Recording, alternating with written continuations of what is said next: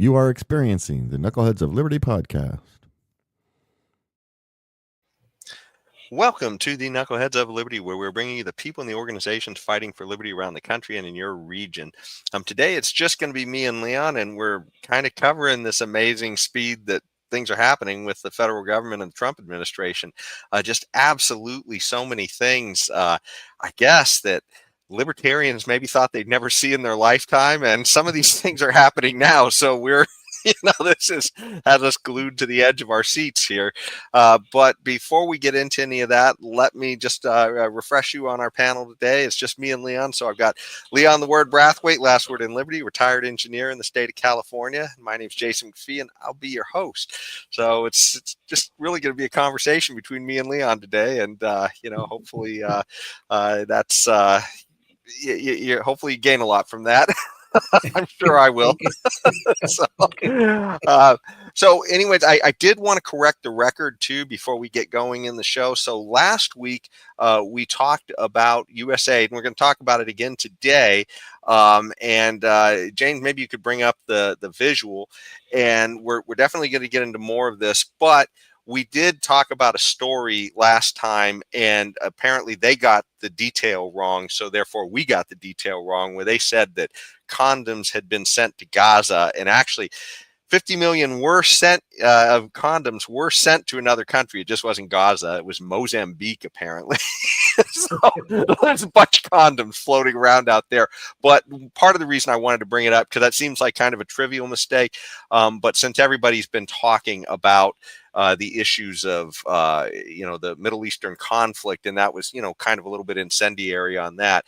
And to top it off, this place I probably won't use again as a resource, the Times of Israel, also reported it and showed a picture of terrorists with what looked like condoms being blown up to use as weapons. So, since we showed it, I wanted to say that this is, probably as goofy of a story as thinking about just sending 50 million in condoms to anybody. Yeah. But anyways, this is I felt like that is something that appears to, at least by this organization, the Times of Israel, seems to be a bit propagandist. So I wanted to correct that. But anyways, before we get on to the rest of the show, I think we should say we regret the error. I think we should say regret the error.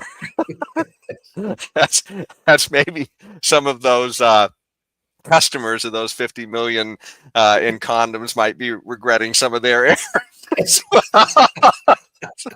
But before we get into any of that, let me take you to our Liberty quote of the day. And I think this one is really on point for a lot of reasons, mainly because this gentleman's name has been invoked by Elon Musk recently as somebody who might be involved with the government. And that is sort of one of our beacons on the liberty movement, Ron Paul. And he had a quote where, to me, this gets right to the heart of everything Doge seems to be trying to do. And it says, we need to understand the more government spends, the more freedom is lost. Instead of simply debating spending levels, we ought to be debating whether the departments, agencies, and programs funded by the budget should exist at all. And I think that's really clear with an agency like USAID, where you start wondering, 50 million in condoms, Mozambique. It's but also too, just all kinds of other issues that they talked about, just kind of crazy ideas of what they're spending the money on. They talked about, transgender surgeries in some places, DEI education in other places. Yes. And of course, some of that money is also being used, it sounds like, to provide soft pressure on governments too, to maybe, give the U.S. some control over them, which, also from a liberty perspective sounds kind of crummy. But anyways, that's kind of my take of this. I really love that quote, and I think it's spot on. What do you think of the quote, Leon? Well, I mean, I think honestly, even though I kind of like, I do like what Elon Musk is attempting to do, and I think we're going to talk about some of the roadblocks that he is running up against later on in the show. But the point is, though, these are the fundamental questions that we should be asking. What are the constitutional mandates for some of these agencies. Take, for instance, the Department of Education. Where in the Constitution does it say that the federal government has any authority over education? This is strictly a state and local issue. Why do we have a federal Department of Education spending billions of dollars every year? So these are good questions to be asking. Also, HHS. I don't know why we have what they call Health and Human Services. Why we have that? Yeah. Well, what is the point of that? That the federal government is running these agencies. I mean, the federal government could determine my health needs, sitting in Washington, some bureaucrat sitting in Washington D.C. can determine my health needs far more than I can myself.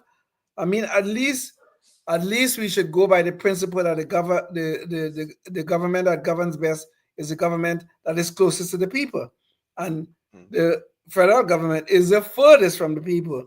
The federal government, it should be the one thing that we should fear the most because of the amazing amount of power that they have within the Constitution, within our constitutional framework, and all the power that they have grabbed over the years. And Ron Paul is absolutely right. Whenever the federal government grows and becomes bloated, it squeezes upon our liberties. So those fundamental questions have have to be asked at all times. Why do these agencies exist? For what purpose, other than to take away our liberties? And I think you're invoking the Department of Education, which Elon Musk has also indicated he's going after, is, a perfect example. Because if you think about it, if you are including now the federal government that wasn't included before 1970, because as Leon said, this isn't part of the Constitution, right? So it was in the 70s, I believe, that the Department of Education was created. And what does that serve other than to add yet another set of bureaucracy into the education process and directives from the federal government? That doesn't make you more free in what kind of education exists out there. That makes you less free, right? You got more hands in there deciding what it is people are supposed to learn, or tying strings to money that goes back to the states. Why not just loose the strings and let the states keep the money? And if you think about what does any government agency does, is that they issue rules and regulations, all right? And when they're giving out money, obviously it's going to be more rules and regulations are going to come with the money. What is the point of a federal Department of Education? They issue rules and regulations. They regulate our lives. They regulate where our kids could go to school. I mean, we have a lot of that at the local level already. I mean, this zip code tyranny, which we have spoken about on the show. But why do we need a federal government to issue more rules and regulations? Right? This is how they take away our freedoms. This is how they do it. I mean, essentially ask yourself, does this have anything to do with defining or defending private property rights or individual liberties? If not, you should seriously be questioning why somebody is suggesting that you add something more to the federal government. So, but anyways, we will also tie this into the end of the show as well, because there's sort of an education related knucklehead noise patrol at the end that we'll talk about as well. But I guess what we really wanted to talk about for the bulk of the show here is two main issues. One is, I guess the Democrat resistance that's forming against Trump at this point, because as we've been talking about it, Musk and Trump have been moving at blinding speed to try and sort of take apart pieces of the government and downgrade them or get rid of them, which sounds great to a libertarian. But then, but aside from that, the Democrats have been seem discombobulated the first week or so. Well, they're starting to find their feet, I guess, in putting together some resistance. But I guess I wanted to start out just by showing some polling, I guess, of where Trump is, because I think before we get into the resistance, it's important to understand how Trump is being accepted by the public this time around. So, James, could you bring up KOL 1, where, of all places, Cult News Network, CNN, is going to be talking about how great Trump is doing in the polls. So let's see KOL 1. CBS News YouGov came out with a poll earlier today that had him on the positive side of the ledger, and I decided to average all the polls. And you know what? The average of the polls also has him on the positive side of the ledger. All right, let's take a look. Trump's net approval rating on February 9th. Look at this. In 2025, he's at plus 4 points. Look where he was in 2017, his first term at this point. He was at minus 5 points, so he's doing nearly 10 points better on the average. And more than that, as I mentioned, it's not just the CBS News poll. It's the Ipsos poll. It's the Gallup poll. It's the Pew poll. All of these polls have him in better shape than those respective polls had him at this point back in 2017. So they're showing he's already doing better, but there's a little bit more to this too, and it's not just doing better like on one poll. So let's watch the next piece of this segment as well. So KOL2, it's going to show that this is actually sustained what's happening here with Trump's popularity. So James, can you play KOL2? Positive net approval rating for Donald Trump, again, using the aggregate of the polls. Look at this. In his entire first term, just 11 days was he on the positive side of the ledger. Compare that so far, every single day, all 20 days so far, he has been on the positive side of the ledger. The bottom line is, no matter which poll you look at, no matter what way you look at it, simply put, Americans like the job that Donald Trump is doing significantly more this time around than they did in his first.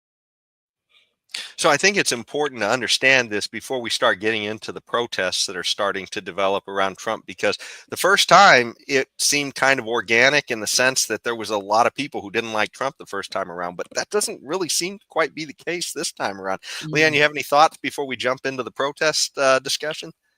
Well, we have to acknowledge that what Donald Trump have accomplished is certainly one of the most amazing comebacks we have ever seen in American history.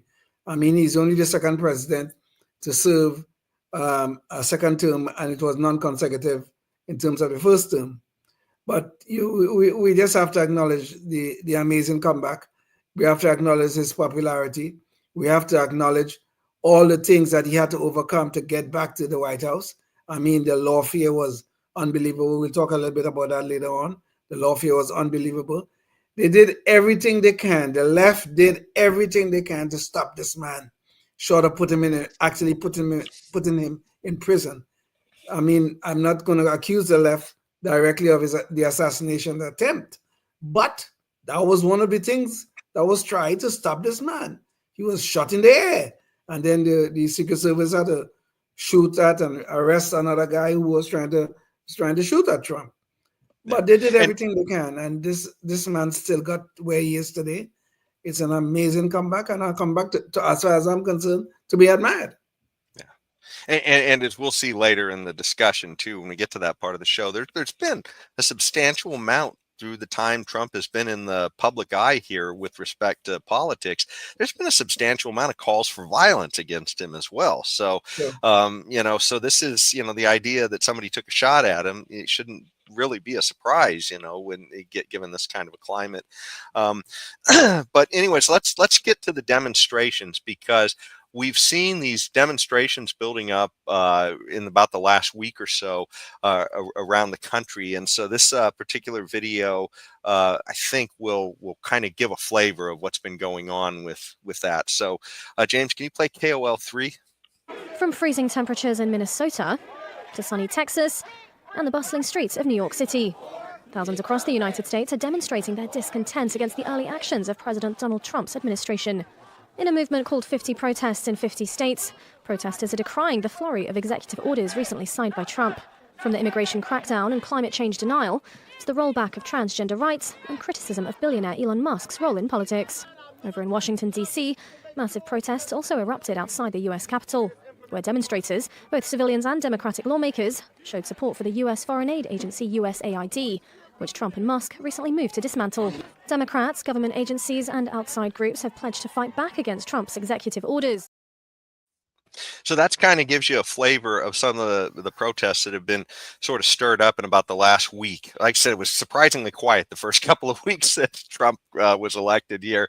And it just seems like the Democrats are sort of finally starting to get their feet under them and trying to push back some. But one other thing I wanted to show, just for those locally who are watching us as well here too in Sacramento, we even had, some of the schools, will I guess, gin up their students to go out and protest. And one of those was McClatchy here in Sacramento. So we also have a video of that as well. So I think I'll play that too, just to give a local sense to the story. So James, can you play KOL 4? We look at America's past and we see that it is built on racism from beginning to end. Racism that manifests as oppression, colonization, genocide, and America's reaction to people of color has always been to label them criminals and keep them shackled. It remains that way because people like Donald Trump are given positions of power and use them to perpetuate white supremacist ideology. And that's what it is. America's past, the past that Trump wants so bad, is Jim Crow. So that one was put out by the Sacramento Bee here, yeah. So it's just, it seems kind of incoherent and nuts. And I mean, the stuff that this kid is upset about, they think we're going back to Jim Crow. I'm not sure if they're kind of watching some other movie and they think somehow they're in it or something from the 50s. But that's not the world I'm living in. What, Leon? You got any thoughts on all this? It just seems bizarre. These losers need to get a job, okay? Seriously. There are about 11 or 12 million jobs unfulfilled in the American economy right now as we speak. These losers need to go find one of them. It's funny. Throughout the campaign, we heard so much about the threat to democracy. Donald Trump was a threat to democracy. Donald Trump was a threat to democracy. How many times we heard that? So anyway, the voters looked at Donald Trump. They heard what he campaigned on. He said he was going to do the deportations. He said he was going to downsize the federal government. He said all of these things on the campaign. He said that he was going to put Elon Musk in charge of a government efficiency department. He said this on the campaign. Now that the man has been elected, duly elected, by the way, he won all of the battleground states, duly elected. Now we have people out there protesting. So what are they protesting? They're protesting us who voted for this man? Is that what they're doing? So who is really the threat to democracy? Who's the threat? These people on the streets are the true threat to democracy, because they are telling us we're wrong to vote for this man. They're telling all these 77 million people who voted for Donald Trump they were wrong, and they know better. They can tell us how we should have voted and what we should have thought about this man. These people are sick beyond sick. Yeah, somehow it's a threat to democracy when somebody is elected by popular vote that they don't agree with. That's a threat to democracy and fascist, apparently. But I mean, a big part of this too is, I mean, these people are just wrong on some of these things. Now, I agree. Some of the rhetoric occasionally is loose with Trump, and so you hear some of the things he says about judges, and I think when we dive into that a little bit later in the show, just to explore that a little bit. But some of the stuff that they're protesting is just flat out wrong, and I have a video here, in fact, of Jamie Raskin. He is one of the Democrat congressmen who's led the charge against Trump, and he is out there ginning up these crowds and saying that Musk has no right to do what he's doing in U.S. aid and as well as Trump. And so let's watch a real quick video of that. James, can you bring up our invisible hand? James, can you bring up KOL 5? Elon Musk, you didn't create U.S. aid. The United States Congress did for the American people. And just like Elon Musk did not create U.S. aid, he doesn't have the power to destroy it. And who's going to stop him? We are. Okay, so he is just flat out wrong. And James, maybe you could bring up this visual that we have here. But this is literally USAID's webpage. It says it's one of their archived web pages, and it will tell you exactly how it was created here. It says in 1961, President Kennedy signed the Foreign Assistance Act into law. So that was something that was passed by Congress. But then he created, President Kennedy created USAID as an agency to execute some of these orders of aid. So this wasn't created by Congress. It's just they made it legal for the Foreign Assistance Act made it legal for our federal government to send money for non-military related things to other countries in the form of aid. And this was something that President Kennedy enacted through his own executive order. So, Raskin is wrong. Congress did not create this. And if this was created by executive order, it's under the under the purview of the executive how to deal with this.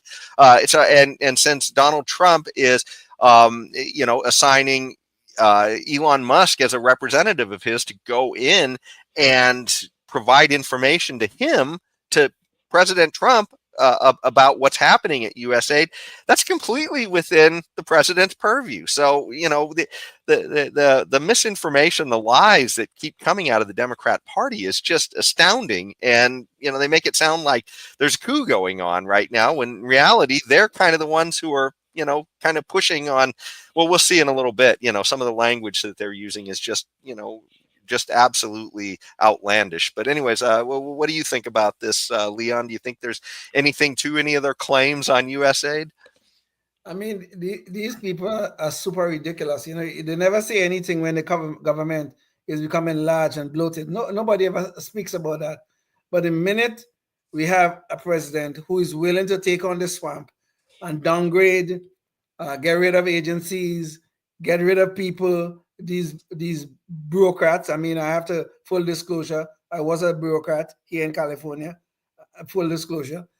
But these people do nothing but find ways to take away our rights, our freedoms, our liberties. But they never ever complain about the bloating, the growing of government. But if we try to downgrade it, oh my goodness, it's a catastrophe. It's a constitutional crisis. God help us. We have to stop this man. Stop him from what? Stop him from what? Donald Trump, as president, duly elected, appointed Elon Musk to look into the government efficiency. And all of these people have suddenly lost their balls, pardon my language, and they have to complain and whine and complain and get on the streets and protest. Protest against what? The man doing his job? What is it? What exactly it is you protested? This is sick. Yeah. Well, and what's funny about all this too, you hear constantly people throwing around the word as fascist and authoritarian, what Trump is doing. Yes. But what is kind of odd about that is that usually when a fascist or authoritarian moves like lightning through their government, it's to consolidate power. And right here, it seems like Trump is dismantling pieces of government. I mean, that appears to be the goal of what Elon Musk is doing. Now, that said, I mean, I do hear some, things that I'm not is happy about, like when Elon Musk says we need to get rid of USAID. That sounds great to me. And then suddenly I hear Secretary of Marco Rubio said, no, we'll fix it and make it better. that worries me a little bit. Right. Well, I think the Marco Rubio, he's Secretary of State. They have incorporated USAID into the State Department, and they have downsized it significantly.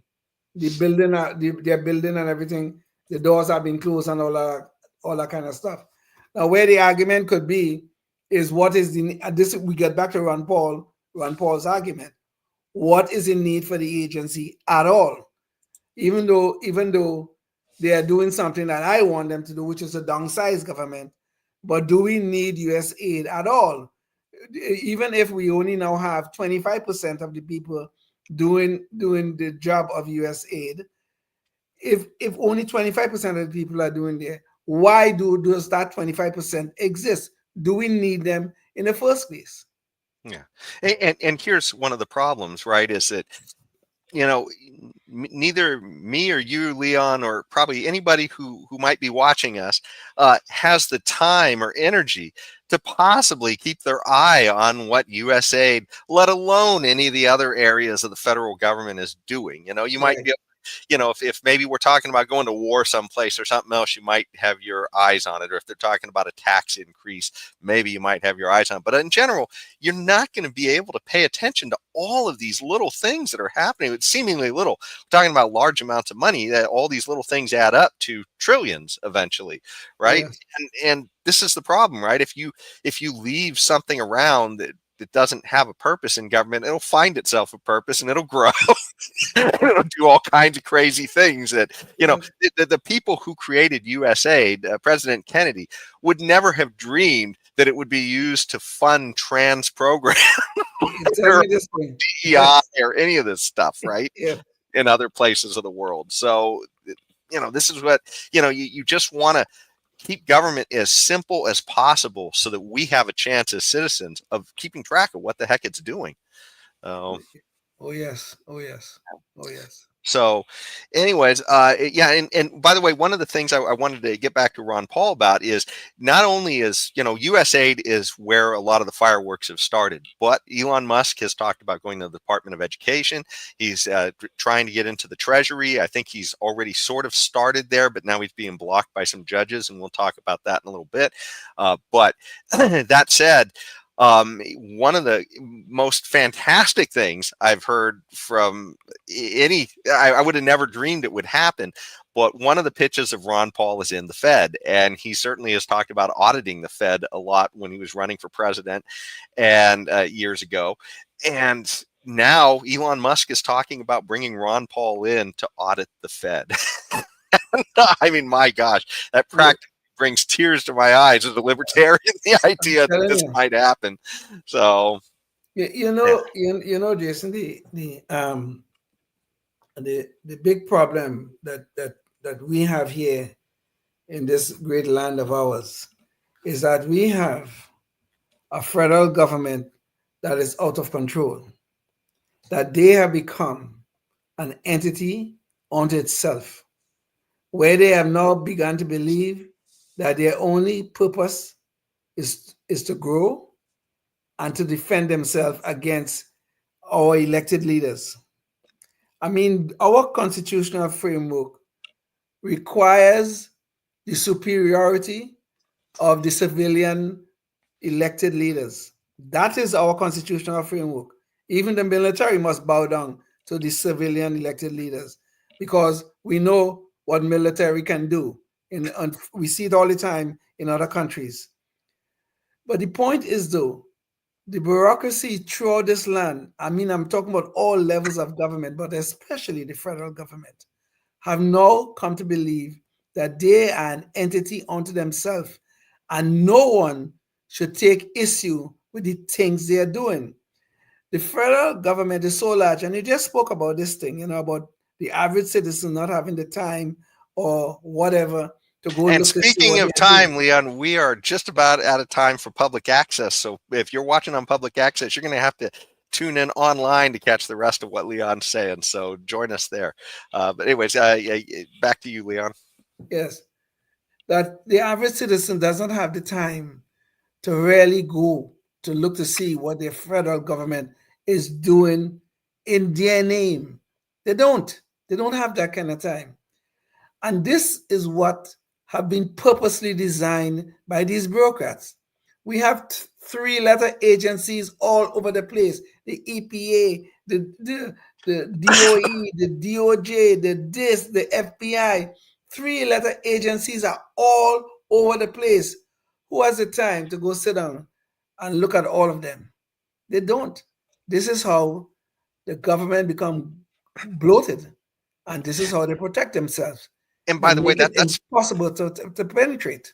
Well, that's probably why it's a really good idea too that they started with USAID in all of this, because I don't know about you, I probably heard of USAID once or twice. I had no idea what it was, what it was doing, how much money was going. I don't think most people had any clue about this agency or what they were doing as well. Yeah. And that's part of the issue. Like it just puts an exclamation point on what Leon's saying, is that, not only could you not follow everything that the IRS or the EPA or all of these other agencies are doing, but you don't even know what all the agencies are that are out there, right, to even follow them, right? Exactly. This is the crazy part about how big it's gotten, and there's no way that the check of the American people as voters trying to keep a rein on government can even happen if none of us, because only concentrated interests are the only ones who are going to be able to follow that. And those are the people Exactly. who are going to benefit from those agencies directly. And they will follow it and everybody else won't. And we'll all have dispersed costs. They'll get concentrated benefits and the system will go farther and farther out of whack. So. And this gets back to me, to Ron Paul's statement, which I think is a wonderful statement. He didn't use these words, but I'm going to use them, in the sense that we really have to be asking these fundamental questions, and we really do. But we really have to start with, what is the constitutional mandate for any of these agencies? Okay? I mean, for instance, we know there's a constitutional mandate for a military. Now, we can disagree about the size of that military, and there are certainly a lot of waste going on in the military in its present existence. But we know there's probably a constitutional mandate for things like the FBI, the Department of Justice, things like that. But when you look at all those three-letter agencies, what is the constitutional mandate for these agencies? And we have to start there. If they don't have a constitutional mandate, they should not exist. Yeah. They should not, period. And I would go a step farther too, to just even test those and say, look, do these have anything to do with defending, private property rights, defining or defending, or, protecting individual liberty? Because they don't.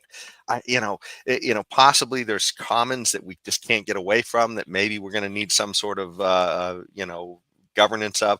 But, for the most part, I mean, some of these things are just, government sending condoms across the world. I mean, that's just insanity. So, but I mean, and this is the crazy thing too. When we say as libertarians, we don't think government should be doing it, that doesn't mean a private citizen can't do it. There's nothing to stop you from reaching into your own pocket and sending $20 to help people with condoms in another part of the world if you truly feel that that's an important cause. And if you don't, then why on earth do you think your government should be doing it, right? If you're not willing to reach into your own pocket, the idea that you think it's a free lunch for government to be doing it is crazy. And that makes you part of the problem if you really believe that. And when I say you, I'm not talking about you, Leon. I'm talking about to the viewers. Yeah. So anyways, let's jump into, I guess, some of the rhetoric that's getting pretty heated now, because the Democrats, you can see they're really becoming threatened by all these cuts, because if nothing else, the Democrats love big government. Some Republicans, kind of like it too, but definitely it's the bread and butter of the Democrat Party. And so they're really feeling threatened. And so some of the language, I guess, coming out of here is a bit startling, to say the least. So James, maybe you could play, let's see, I think it's KOL 6 here. And I think this is some of the Congress people and the language they're using around these protests. That we will not take this. We will fight back. And as I close out, because I know we've been out here for a long time, and goddamn it, shut down the Senate. Are you willing to fight day and night, dawn and dusk, to fight Elon Musk and take our government back? Are you ready to fight the billionaires who are trying to take over this country? Are you ready to say no to Elon Musk? We will fight it out in Congress. We will fight it out in the courts. We will fight it out across this country. And I promise you, we will win. So ginning up crowds with the language of fight, fight, fight. Where was it that we just heard that was a big problem? It was about 4 years ago during the impeachment hearings that the Democrats were running against Trump. And I have a video on that I think will kind of refresh people's memory about that and what the Democrats were saying about that back then. So James, maybe you could play KOL 7. In the end, he summoned a mob to Washington, and knowingly they were armed and angry, pointed them to the Capitol and told them to fight like hell. President Trump is known for his blunt, off-the-cuff style of speaking. And that could be why the Senate convicts him this month for inciting an insurrection. Legally, whether or not he actively engaged in a rebellion against the authority of the United States. According to the House's article of impeachment, Trump made statements that encouraged and foreseeably resulted in lawless action at the Capitol. But how can making a few statements incite a rebellion? There's an us versus them, and that means the only rightful conclusion is to take some action to get the election back, to get the country back. That idea comes up in the 2 quotes included in the article of impeachment. We fight like hell, and if you don't fight like hell, you're not going to have a country anymore. And we won this election, and we won it by a landslide. This was not the rhetorical effect of using we with an audience is tremendous. Some can utilize that to generate us versus them distinctions and can motivate their audience to see the world as they are pitted against others. Now, I don't know about you, but when I listen to all those Democrats out there talking about war and fight, and we, I don't know. Sounds to me kind of insurrection-y. What do you think, Leon? I think we should impeach all of them, just like they did Donald Trump. All of them, impeach them. Since they think saying fight means we want to incite an insurrection. Okay, fine. Okay, let me take you at your word. Then let's go back to what we did to Donald Trump. You tried to impeach him because he quote unquote incited an insurrection. Well, fine. Let's impeach all of you guys. Now let's do it too. You see, this is the point. The hypocrisy that we live with these people. Donald Trump, when he said fight, that was a problem. But now they can say fight, and now they're just standing up to Elon Musk and they're fighting for democracy. What the hell is this? This is craziness from our elected leaders. And these people are our elected leaders, like Elizabeth Warren, she's a senator, and some of the other fools that are out there talking about fighting and fighting. What are they fighting? We elected this man, okay? Whether you like him or not, we elected him. Okay, now he will do his job as the Constitution mandates. And what it is you fighting for? What it is you think you're going to win if you stop him from doing what he wants to do? What is going to be won here at the end? A bigger government, less liberties to us, or freedoms washed down the drain, so that the Democrats could have the control of the government, so we could have the expansion of the deep state. What it is winning looks like in this scenario, I really don't know. Yeah.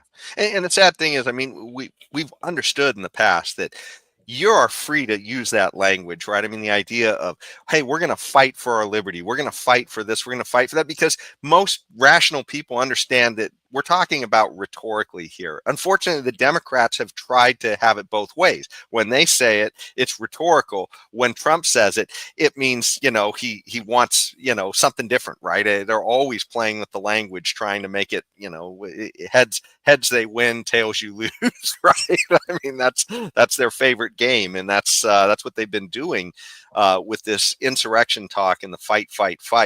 And to be honest, I think it's worth hammering the point home. This isn't just now. This was happening back then too, and the Democrats tried to act like it wasn't as well too. Even during the impeachment trial, they put, in fact, Trump's attorney put together a video of all of the kind of violence language they were using back then as well, that the Democrats. So Jane, maybe you could play KOL number 8. Set a dangerous double standard. The House managers spoke about rhetoric, about a constant drumbeat of heated language. Well, as I'm sure everyone watching expected, we need to show you some of their own words. I just don't even know why there aren't uprisings all over the country. Maybe there will be. There needs to be unrest in the streets for as long as there's unrest in our lives. You got to be ready to throw a punch. You have to be ready to throw a punch. Donald Trump, I think you need to go back and punch him in the face. That I thought he should have punched him in the face. I feel like punching him. I'd like to take him behind the gym if I were in high school. If we were in high school, I'd take him behind the gym and beat the hell out of him. No, I wish we were in high school. I could take him behind the gym. I will go and take Trump out tonight. Take him out now. Okay. When was the last time an actor assassinated a president? They're still going to have to go out and put a bullet in Donald Trump. Show me where it says that protests are supposed to be polite and peaceful.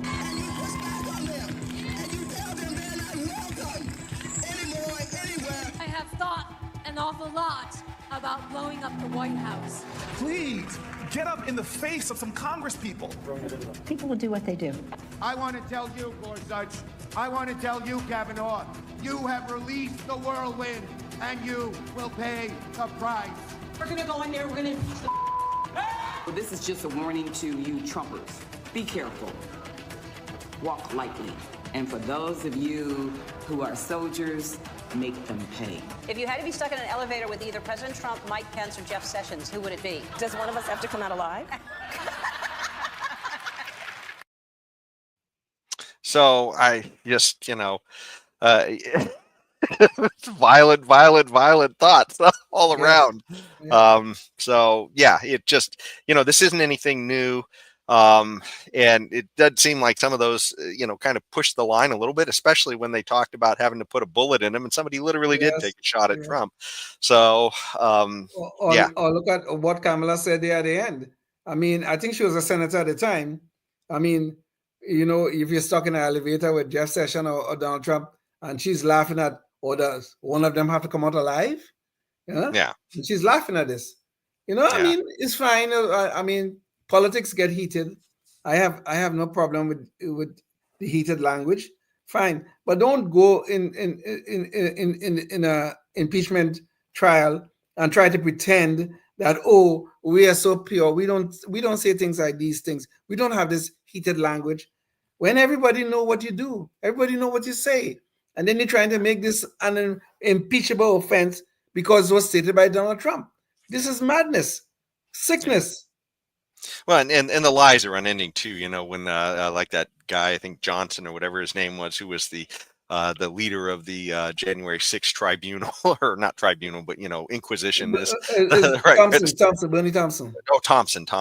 Yeah, and he said that it was an armed crowd, and no, I mean, this is all fake news. I mean, the amount of lies, and it's just unbelievable, right? I mean, were there maybe a couple people in the crowd who might have been armed? Yeah, it's possible, but the point is that the majority of those people were not armed. If anything, they had flagpoles, if that's what they want to say they were armed with. There was a few instances of people spraying bear spray in the crowd and things like that. But yeah, so just it's just one lie after another. And then anyways, well, Leon, I did want to check with you. Did you have a hard stop coming up at 8:45? Because if you did, we might drop one of our topics tonight to get to it.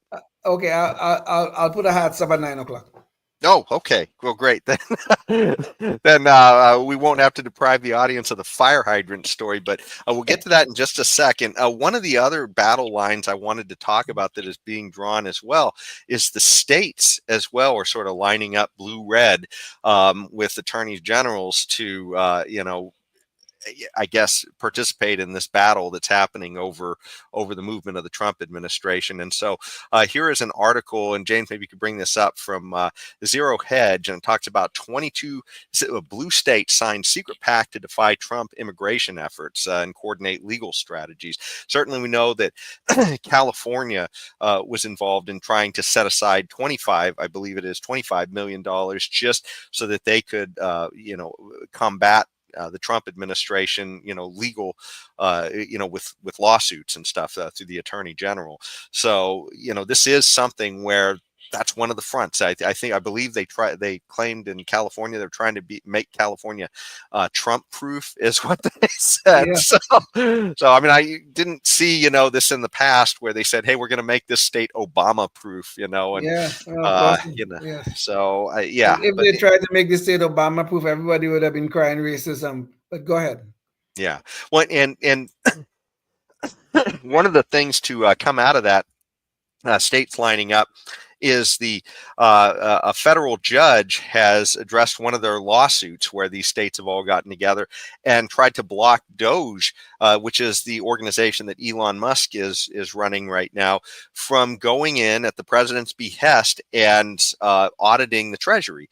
And this is kind of crazy, because at this point there is a judge who is saying that the president and the Secretary of Treasury, who's a representative of the president, and Elon Musk, who's a representative of DOGE, that none of them have the rights to go through these records at Treasury, which is absolutely insane. I mean, I could maybe understand if they said, hey, look, the Congress needs to vet Elon Musk potentially. Maybe there's an argument there, but there's no argument for the Secretary of Treasury not to be able to see the records within the Department of Treasury. And yet there's a judge blocking this under the behest of the Democrats here. So, and this is starting to bring up language that the Trump administration, like Elon or excuse me, J.D. Vance has stated, I believe that, that these are illegitimate orders from judges. So you're starting to see now a constitutional crisis start to develop here, where judges, a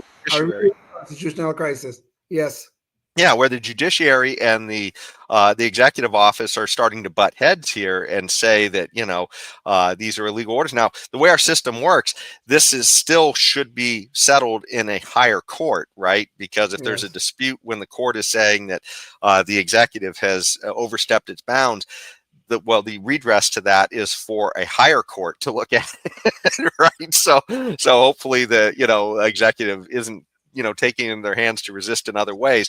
But this is kind of, crazy. Again, this Trump derangement is playing out with all of the blue states lining up. And it's not even just the blue states. The red states have gotten together to resist things that Biden had done. So Biden gave a pardon to Anthony Fauci. It was one of these, what do they call this? A preemptive pardon, where a preemptive pardon. Where they don't state what it is he did wrong, but he's immune now, right? And so, one of the things he's not immune from is state laws. And so the states are getting together, the red states, and saying, hey, look, this guy probably did some things to, with some of his directives, mandates, and, illegal funding of projects overseas that may have impacted our citizens. And so, but it is kind of scary that we're getting to that point now where all the states are lining up along political lines in order to get things done, because the federal government does not seem accessible to them at this point. So I don't know. What do you think, Leon? This, we getting into the crisis land here? It is. I think there's a real constitutional crisis fomenting here. There's no doubt about that. But I want to go back a little bit to that story about the Treasury Department. That judge's ruling said that political appointees cannot access, political appointees, special employees or special appointees by the president cannot access the Treasury Department's database so that Elon Musk could do the job that the president have assigned him to do. But you know what the judge said in that ruling? That Treasury employees can access the same database to do their jobs. So you know what he have just done? He have now made these deep state folks, these permanent bureaucracy, the permanent employees of the bureaucracy, more powerful, more at a higher level than the president of the United States and his appointees, the Treasury departments, because the Treasury secretary, because they cannot access the database, but the employees, the bureaucracy in the Treasury Department can continue to do so while for doing their job, to do their jobs. Now, how insane is this? Now, where in the Constitution this judge found this constitutional division?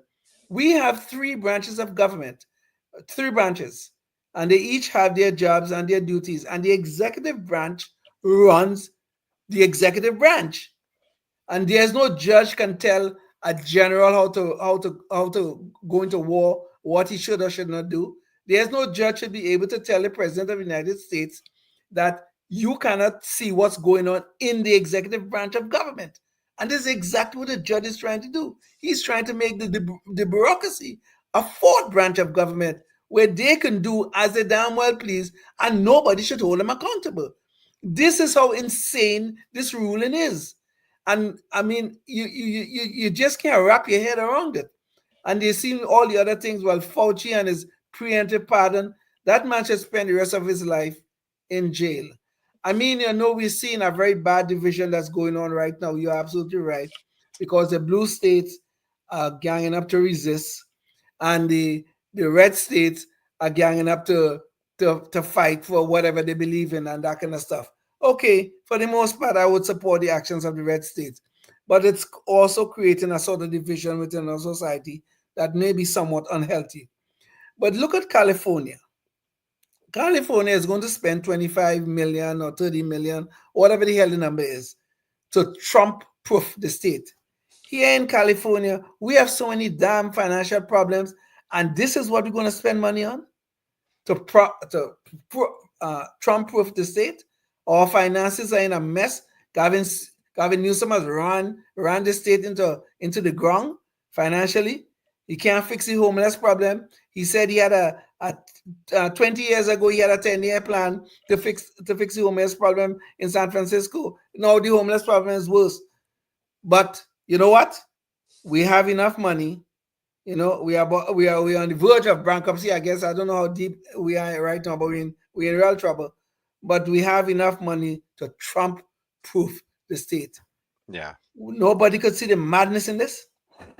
Well, you know, one of the things too that's just so absolutely nuts with this is Trump proofing the state. Like, that's the state's biggest problem. You know, when we literally just gone through the fires and the homelessness that you mentioned and all these other intractable problems that money just seems to drop down a hole on. And in fact, that does take us to another local story that I wanted to touch base on, because I think it's another story about kind of how government mismanages and, you know, creates all kinds of problems. But you know, we just talked about these crazy fires that were happening in Los Angeles and all the things that were going wrong. Well, one of the things that apparently is going wrong in the state, and Jane, maybe you could bring this up, but is they can't even keep people from stealing the fire hydrant here, right? And when we talk about all the problems that could have led to these fires, it's just absolutely nuts. And so, you know, maybe James, maybe you could bring up the video KOL 9, because there's a recent video about these thefts that are happening in Los Angeles. We have some really clear video of the thieves to show you. This is costing local cities thousands of dollars in replacement costs, but more importantly, it's putting a lot of people at fire risk. With a crowbar and a sledgehammer, the thieves go to work. For more than 25 minutes, they struggle to wiggle the bolts, then snap off a fire hydrant. 6 o'clock Sunday morning, 2 thieves in a white pickup truck pulled up outside a corner bar on 2nd Street in Pomona. As business owner Carlos Chavez watched his security cameras, the thieves went to work and then got away. So there you can see this is kind of what's happening there. Now, this next video kind of gives you a sense of the scale of the problem, and also the idea of how much it's really costing them. You know, because the thefts, they're only getting like about $100 for these things in recycling fees, but it's costing the city a lot more to replace them. So, Jen, can you play KOL 10? That theft, part of a larger problem across South LA and surrounding communities, thieves leaving holes in the ground, hauling off hydrants to sell them as scrap metal. More than 60 stolen in Pomona in just the past 4 months. It is frustrating for our department, and this is something that's not only happening in the city of Pomona, but it is also happening in the surrounding cities as well. Police say the thieves sell the hydrants for about $100, but it can cost municipalities up to $5,000 to replace a single hydrant. Pomona police now studying this security video shared with KTLA, but so far, no arrests.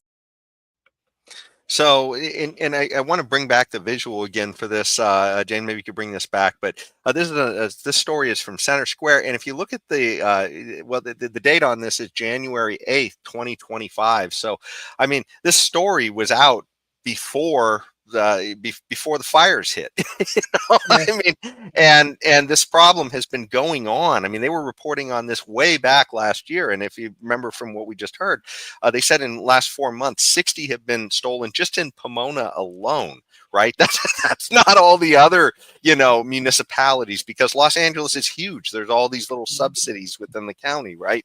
And I mean, so this is ridiculous, right? I mean, they're having all this crime problem, and it's like, you know, you got to take care of business at home before you start talking about Trump proofing the state. Why don't we Democrat proof this state and get things working again? Right? What do you think, Leon?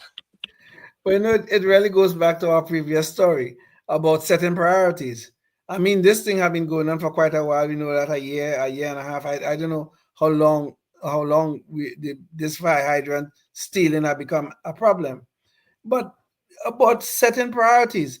I mean, you have time and money to Trump-proof the state, but you don't have time and money to deal with the crime, where you're putting people's life in danger, where people's life in danger by these missing fire hydrants. When a when a fire comes out, as it did, a fire comes about as it did, and these fire hydrants are not there, the firefighters can't do their jobs. I mean, this is plain common sense. But yet we spending money worried about Donald Trump, about, oh, he's such a threat to democracy. We have to Trump-proof the state. Where are your damn priorities? Your priorities should be taking care of the citizens of the state in the jurisdiction in which you stand as governor or mayor or whatever the hell you are. And these people are not doing none of that. We need to get rid of these Democrats. This is what we really need to do. We need, instead of Trump-proofing the state, we need to Democrat-proof the state. I hope we could do this one day in my lifetime. Yeah, because you know, when your city's on fire, that's a sign that somebody's not managing things right. Exactly. Exactly. I mean, yeah, you know, the truth of the matter is about these fires. Maybe the fires would have started. I mean, we don't know. The Santa winds were a little bit stronger this year than normal. But the incompetence is what caused this fire to do as much damage as it did. It's the incompetence, the total breakdown of leadership, and the incompetence that came with that is what caused the fire to be as destructive as it was. It's unbelievable. Yeah, just absolutely nuts. Well, I tell you, you know, I know we're running up on time here, so let's jump into our Knucklehead Noise Patrol, and this kind of takes us back to our whole discussion of maybe the Department of Education, maybe some reasons why that should go. But so we just had the Super Bowl, and of course, leading up to the Super Bowl, there was a lot of excitement in the cities of Philadelphia and Kansas City. And so we had this story coming out of Philadelphia where the mayor, who was very supportive of her team, but not quite to the point where she could actually spell the team's name right, I guess. So she was leading a cheer out of all things. Jane, maybe you could bring up the visual here, I guess. But so here's a story coming out of Philadelphia, CBS 10, I guess. But it's, you know, this was her viral moment, I guess, where the nation got to know who the mayor of Philadelphia was. So let's bring up the video KNP1 so we can see her lead the now infamous chant in support of the Eagles. But making it to our Philadelphia Eagles game on today is essential. Thank you all so very much. And we now want to take some questions. Any? But listen, we've got to do this. Let me hear you all say, E-L-G-L-E-S, Eagles! Let's go, Birds! Now that's a grown woman, a mayor of a town, and she can't even spell the name of the Eagles. Give me an E, give me an L, give me a G. Where the hell was this one educated? Unbelievable. Well, let me to double down just a little bit, and in good spirit too. She came back to try and, you know, on another broadcast to try and make up for it. And so here was the visual for that. This will be KOL 10. It almost feels a little like Sesame Street, and now the mascot is there to help her. So let's watch that video as well. Your man done went out there and got in trouble, y'all. I done went out there and we went viral. Just for the record, on today, we have to show the nation that your man's also a good student. So Philly, are you ready to teach your man? Teach your man how do we spell Eagles? E-L-E-S, Eagles! But, you know, and what I found funny about that is that she still didn't say it, right? And so she said, can you teach your mayor how to spell this? And she was quiet the whole time, like when somebody sings the national anthem and they don't know the words.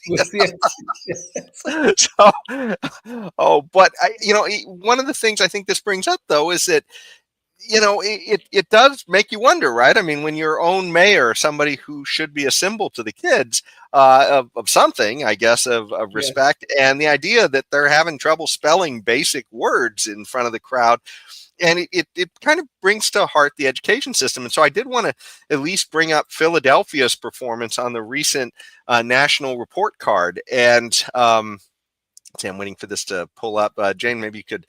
Let's see if it's going to cooperate here. Okay, there it goes. So this is a national report card. We talked with Larry Sand about these things before, but gosh, I hope this thing is going to resolve. Okay, here it is. So this is Pennsylvania's performance, and so they kind of show how Pennsylvania is doing. And a lot of times they like to say how they did compared to the last time, and they'll talk about, oh, you know what, we're just kind of doing okay. They'll compare 8th graders and 4th graders numbers, and they're saying, well, our 4th graders were kind of static, and our 8th graders, they did a little bit better in math this year, but they just kind of stayed put on the other. But they're talking about relatively how good they're doing. Well, let's see how absolutely they're doing. And they have these things called basic, proficient, and advanced. And I'm looking here at how their 8th graders are doing in math, and that the basic means they're not even proficient. So proficient means like, hey, I'm taking this course and I can actually go out and use it in the real world and do something with it. I can actually do something on a job with it, maybe. 31% proficient, right? And advanced 10%. That's for math, and 63% just at basic. That means they're getting some of the concepts according to NAEPS. Okay, so and that's on the mathematics, and then on the reading scale, it's a similar story. 69% basic, 31% proficient. I mean, 70% just about of kids aren't proficiently reading at the 8th grade level. This is failure. Right. And I mean, the idea that we're not looking at these and saying, what the hell's going on here? Right. And they said Philadelphia is doing better than average. OK, that's of all the states, of the 50 states. And these are the numbers that they're putting out. And that's better than average of the other states. That's terrible. Right. And we're putting money into this. We're spending top dollar in this country on education. We got this horrifying thing called the Department of Education that was introduced in the 1970s, and this is the garbage that we get out of it, right? Indeed. So, Indeed. yeah. Anyways, I just, it's a funny story about the mayor, but it really does beg the question: if that's the level of education, and this is what the norm is, I guess we're going to get mayors who have trouble spelling in front of their crowds. You know what? That video of that mayor spelling eagles, that should be a very good promotional video for school choice, quite frankly. Serious. Because if we have the mayor of a large city, a city where the professional team is calls home, and she can't even spell the name of the team, a simple word like eagles, I guess. Boy, we got a real problem. So I think that's a great professional, great promotional video for school choice. We should be using that. This is supposed to be a woman. I'm sure she's probably college educated and all that. It says something about the education system in this country. It really does. And I got to say, I mean, if you're a libertarian, you definitely see no reason for the Department of Education. And you probably completely for school choice or for not having government involved in education at all. But that said, if you have to look between this dichotomy of red-blue, it's clear one party is completely on board with the failure that we've got going on here, and it's the Democrat Party. So, I mean, Trump actually is pushing harder than almost any Republican in the past on school choice. So I think, even if you're a little bit skeptical about him and you're a libertarian on some things, I think at least on school choice, he has pushed harder than just about any president I've ever recalled hearing about, in my whole lifetime. So totally agree. Totally agree.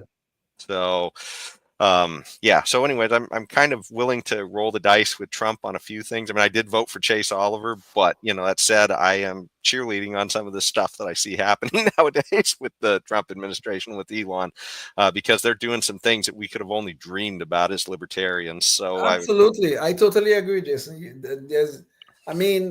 Seeing Trump doing these things that we have talked about so many times on this show. I mean, you're right. I mean, there are some things, Trump does say some lunatic things sometimes that has really, throw us off the rails a bit. But I mean, this man is really pushing some things that I think the liberty-minded should truly support. I really do. Especially this thing about trying to cut down the size of government. Well, I'm all in on that one. Yeah. Well, I'm certainly, I've got some skepticism with him on a few things, but I am, I certainly understand he is massively better than the last guy who was in there.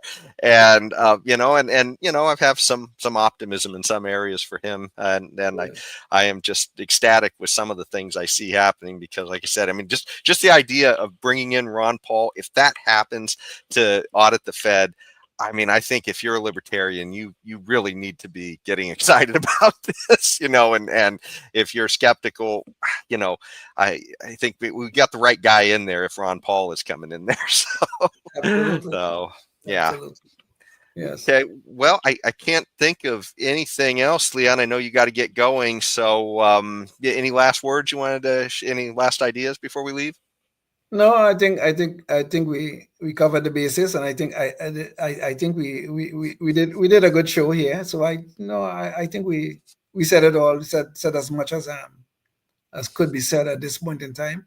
I think there'll be a lot more resistance, quote unquote resistance, by the Democrats and the left against Trump, what Trump is trying to do. So I think we'll have a lot more material in the future to talk about.